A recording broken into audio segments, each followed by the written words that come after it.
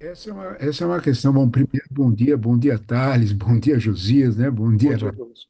todos que nos escutam, né? Essa questão é uma questão complexa, né? Bem difícil, porque o que você pergunta é exatamente o X da questão, né? O que é que sobra para o Brasil de favorável em todo esse episódio, né? Então, vamos lá, né? Primeiro quadro que nós temos, né, é que a Venezuela fez um comentário quando expulsou. A gente precisa olhar isso aí, né? Tem sinais daí, né? Quando ela expulsou os 7 embaixadores, ela fez uma verdadeira salada ideológica, né? Observe que ela foi na direita mais pesada argentina, foi no centro-direito uruguaio, foi numa esquerda mais democrática chilena, atacou Costa Rica, que é um tradicional, né, ponto de equilíbrio na América Latina, foi uma salada.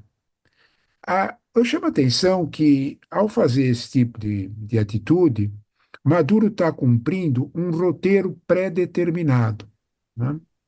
Eu chamo a atenção a um fato que eu acho que a gente precisa entender quando pensa tudo isso, para perceber exatamente do que nós estamos falando quando lidamos com Maduro. Olha, quando se trata de exercícios ditatoriais, Josias, eu acho que o Maduro tem a ensinar para muita gente, né? Ele pega crises e transforma, como ninguém, como os chineses ensinaram há 50 mil anos atrás, ele transforma crises em oportunidades. Eu chamo a atenção a um fato que eu acho que ajuda a gente a entender muito da ação do Maduro. Quando Maduro percebeu a tensão no processo eleitoral americano, ele trouxe a eleição que estava marcada para dezembro para julho. Ele se aproveitou disso. Foi decisão do Maduro, ninguém esperava. Por que ele fez isso? Né? Quando a gente olha para as decisões que ele vem tomando, sabe, Josias, eu penso que é absolutamente de caso pensado essa sequência de tensões que Maduro coloca. Na verdade, quando a gente olha para o perfil do presidente Lula, talvez a gente tenha que usar uma outra expressão para entender esse perfil, né? O presidente Lula, com a diplomacia brasileira, com a sequência de aproximações com a Venezuela, foi se tornando um refém de Maduro. Isso é um quadro curioso, né? Como é que esse processo aconteceu? Né? Se a gente olhar um pouquinho para isso, nós vamos observar que Maduro foi ficando, como nós dizemos aqui, com a faca e o queijo na mão. E ele vai usando fatos políticos para postergar qualquer tipo de cobrança. Eu não tenho dúvida que a expulsão dos representantes diplomáticos fez parte dessa mesma estratégia. Como faz parte agora, né, essa tensão no ar de prender opositores. Ele vai prender opositores exatamente porque não tem como dar as atas, para deixar as atas para nunca. E a posição do Brasil, México e Colômbia acompanha esse mesmo processo. Nós ficamos nesse processo esperando uma posição desses 3 países frente a fatos consumados na Venezuela. Quando a gente olha para isso, a gente observa uma realidade. Talvez a gente precisa dar valor a quem tem. Quando se trata de construir ditaduras, Maduro tem a ensinar para muita gente. E consegue fazer isso de uma forma competente e observe como ele vai excluindo, ele vai tirando. Aquilo que lhe é essencial, ele deixa de lado. As atas não vão aparecer nunca. E ele vai criando fatos. Ele vai criando fatos. Se vocês olharem bem, qualquer ditador tem exatamente esse procedimento. Maduro não é diferente. Thales, Ó, você. professor, diante desse quadro que o senhor está traçando, qual é a saída para o Brasil? Porque o Brasil sempre contemporizou com Maduro sob o argumento de que precisava manter a interlocução. Agora, nós estamos diante de um cenário em que qualquer um que se abraça com um gambá, com um porto-espinho ou com um ditador, sai fedendo, espetado ou com a pecha de antidemocrático. Então, diante desses ardis do Maduro, qual é a alternativa para o Brasil? Até que ponto o Brasil tem que contemporizar com o Maduro para se manter como um protagonista respeitável na região? Esse ponto é interessante. Você fez uma pergunta básica, né? O que que faz, né? Eu acho que essa pergunta, olha que coisa, hein? Nem eu nem você estaremos nem perto do telefone. Sabe aquela extensão na sala? Sabe aquela extensão na sala? Do telefonema do Biden para o senhor Lula. Eu desconfio que essa pergunta estava nesse telefonema. O que que nós fazemos agora? Porque, de alguma forma, quando a gente olha para o governo Biden entrou no contexto da, da, da crise venezuelana, primeiro apertando as sanções. Depois, quando a realidade foi se pondo, e a Ucrânia foi se pondo, e agora vamos falar o que é real, né? Todos nós, Josias, só prestamos atenção, todos nós, eu digo o mundo, né? Prestamos atenção na Venezuela porque ela tem a maior reserva de petróleo do mundo, é maior que a da Arábia Saudita. As petrolíferas americanas, quando o episódio da Ucrânia aconteceu e o petróleo saiu e precisavam de mais petróleo, precisavam de petróleo pesado, que é o petróleo típico da Venezuela, bateram na porta da Casa Branca e disseram: olha, nós precisamos do petróleo de lá. De alguma forma, o mundo do presidente Biden fez concessões em troca de uma eleição que ninguém, em sã consciência, podia acreditar que seriam livres e democráticas. Porém, Josias, tem dinheiro na Venezuela enterrado embaixo do chão, muito dinheiro. E, de alguma forma, Biden olhou para isso e atendeu os interesses das petrolíferas. Desculpa, vamos lá aos fatos. Em outubro de 23, sai o Acordo de Barbados. Né? 15 dias depois, eu fui olhar, 15 dias depois, a Chevron fechou um acordo de investimento na Venezuela. Um mês depois, a Repsol, seguida pela canadense. Até a empresa indiana entrou lá depois disso.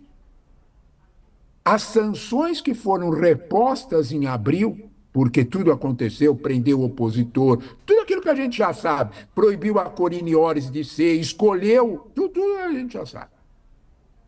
As sanções voltaram, agora vem o ponto que está escondido, com licenças especiais, para que a Repsol, para que a Chevron continuasse negociando. Então, quando nós olhamos para a Venezuela, nós precisamos entender que Venezuela quer dizer uma ditadura, mas quer dizer também um bom negócio. O Brasil, nesse processo, ficou muito distante, muito distante.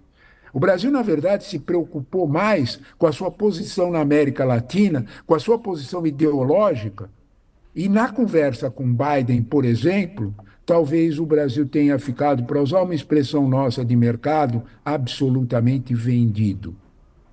O Brasil fez um papel curioso, Josias. O Brasil foi em Barbados, em outubro, fiador do acordo e virou responsável pelo que aconteceu. Biden cobrou. Olha que coisa. Na prática, quando nós olhamos para esse processo, nós olhamos que a diplomacia brasileira talvez tenha cometido um excesso de confiança, de que podia controlar. Sabe o aprendiz de feiticeiro que imagina que vai controlar as vassouras e apanha delas? Eu acho que está acontecendo mais ou menos isso. Né? Professor, E, mas e pelo que o senhor diz, os Estados Unidos agiu em Barbados por um pragmatismo econômico. Queria abrir sim, espaço para suas petroleiras voltarem a atuar na Venezuela. Mas o Brasil exatamente. praticamente não atua lá. O nosso posicionamento, o posicionamento do presidente Lula, do governo que está, então, do grupo que está no governo, foi puramente ideológico? Olha, esse ponto me parece interessante. né? Eu não consigo mais, com essas barbas brancas, acreditar em feitios puramente ideológicos, sabe, Raquel? Eu acho que ideologia passa também por bolso. Quais eram as vantagens que o Brasil tinha em retomar essa posição com a Venezuela? O Brasil sabe perfeitamente, e tem um passado perfeitamente, de fornecedor de produto industrializado para a Venezuela. Eu me lembro perfeitamente que nos anos 2000, dentro da Fiesp, aqui em São Paulo, existia uma sala Venezuela, porque se vendia muito para a Venezuela. Quando o petróleo era US$ 120 e o Chaves tinha dinheiro para pagar, se vendeu muito produto industrializado para a Venezuela. De alguma forma, a Petrobras também tem interesse de participar disso. Eu não sei se a gente sabe, né, ou prestou atenção, que existe uma Petro Roraima. Nos mesmos acordos da Repsol, grupos econômicos brasileiros poderosos também entraram na Venezuela, também participaram da festa. Então, quando nós olhamos para isso, talvez a gente olhe para a Venezuela e tenha que observar a Venezuela mais pelo sofrimento e miséria do seu povo. A Venezuela tem 54% da população vivendo abaixo da linha de pobreza. 80% dos venezuelanos recebem uma cesta básica para comer do governo. É aí que está a força do Maduro. Então, quando nós olhamos para esse quadro, talvez a gente tenha que prestar um pouco atenção. Você fez uma pergunta básica. Será que foi só ideológico? Eu não sei, Raquel. Acho que tua pergunta é fundamental. Talvez a gente tenha que buscar no ideológico outros componentes. E talvez a gente tenha surpresas, a gente vai saber daqui a algum tempo. Bem, vale lembrar que naquela época lá atrás a Odebrecht tinha muitos negócios na Venezuela e o grupo JBS também, dos irmãos Raquel, Batista. Thales, por favor. Posso colocar uma questão? Deixa eu tentar juntar as coisas aí. O Josias colocou bem que fica difícil entender a posição do Lula nesse quadro. O professor também veio nessa direção. Eu só consigo entender um pouco pelo que o professor coloca, a questão financeira, e também pela prática do presidente Lula. O Josias lembrou que a o Itamaraty foi instruído a agir pelo presidente Lula e agiu em outra direção, diferente da que o presidente Lula está agindo. Estranho, né?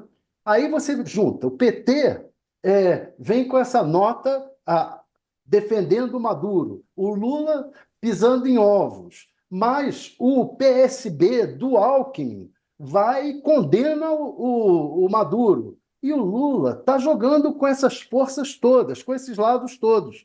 Eu me pergunto em que medida, como eu duvido que ele tenha falado para o Biden dessa maneira tosca que ele se referiu publicamente, porque senão ele bota o Biden de orelha em pé.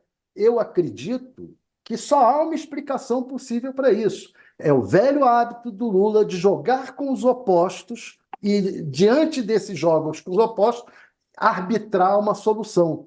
Ele está tentando isso, tentando com a Venezuela e o resto dos países da América Latina e os Estados Unidos, e até internamente, PT, PSB, Itamaraty, o ministro Celso Amorim, tentando internamente e externamente jogar com os opostos e se tornar o árbitro da solução.